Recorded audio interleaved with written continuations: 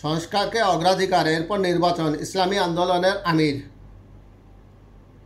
নির্বাচনের চেয়ে সংস্কারকে অগ্রাধিকার দিচ্ছে ইসলামী আন্দোলন বাংলাদেশ। আর তবে এই সংস্কার দ্রুত কাজ নির্বাচনের সম্ভাব্য সময়ও অন্তর্বর্তী সরকারের ঘোষণা করা উচিত বলে মনে করছেন দলটি।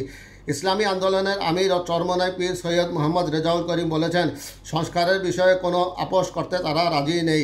সংস্কার ভালোভাবে করা উচিত এবং দ্রুত করা উচিত, যাতে আমরা নির্বাচনে যেতে পারি, কিন্তু অগ্রাধিকার দিতে হবে সংস্কারকে। তিনি বলেন, সংস্কারের জন্য খুব বেশি সময় নেওয়া উচিত না। সময়ের কথা বলতে হলে আমি মনে করি এটা 1 বছর বা 1.5 বছরের মধ্যে হওয়া উচিত। 1987 সালে গঠিত ইসলামী শাসনতন্ত্র আন্দোলন পরবর্তীতে ইসলামী আন্দোলন বাংলাদেশ নামে রাজনীতির মাঠে সরব হয়। আগামী জাতীয় সংসদ নির্বাচনকে সামনে রেখে ইসলামী দলগুলো নিয়ে একটি মহাজোট গঠনের আলোচনা চলছে বলে সৈয়দ রেজাউল করিম জানান।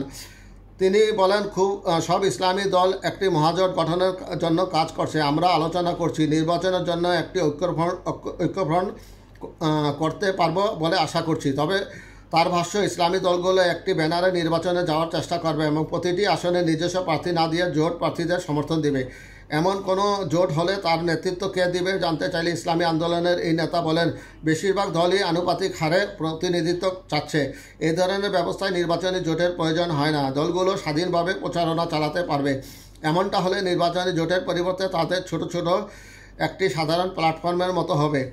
সংসদ গঠনের জন্য প্রচলিত পদ্ধতির পরিবর্তে ভোটের আনুপাতিক হারে প্রতিনিধিত্ব চায় ইসলামী আন্দোলন বাংলাদেশ। এ বিষয়ে সৈয়দ রেজাউল করিম বলেন, প্রতিটি দলকে তাদের ভোটের অনুপাতে সংসদে আসন বরাদ্দ দেওয়া হবে। এর মাধ্যমে প্রতিটি ভোটের মূল্য দেওয়া হবে। আমরা বিষয়টি নিয়ে অনেক ভেবেছি এবং অন্যদের সঙ্গে আলোচনা করেছি। এই ব্যবস্থা বিশ্বের 91টি দেশে কার্যকর রয়েছে। সবাই এই ধরনের ব্যবস্থা থেকে উপকৃত হয়।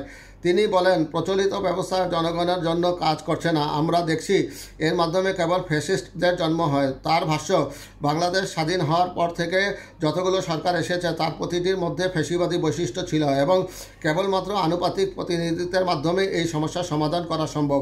সংবিধান সংস্কারের বিষয়ে ইসলামী আন্দোলন বাংলাদেশের আমির জানান, পূর্ববর্তী শাসনামলগুলো জনগণ ও দেশের জন্য ক্ষতিকর অনেক আইন করেছিল। তারা সংবিধানে বেশ কিছু পরিবর্তনও করেছে। সেগুলোই প্রথমে বাদ দেওয়া উচিত।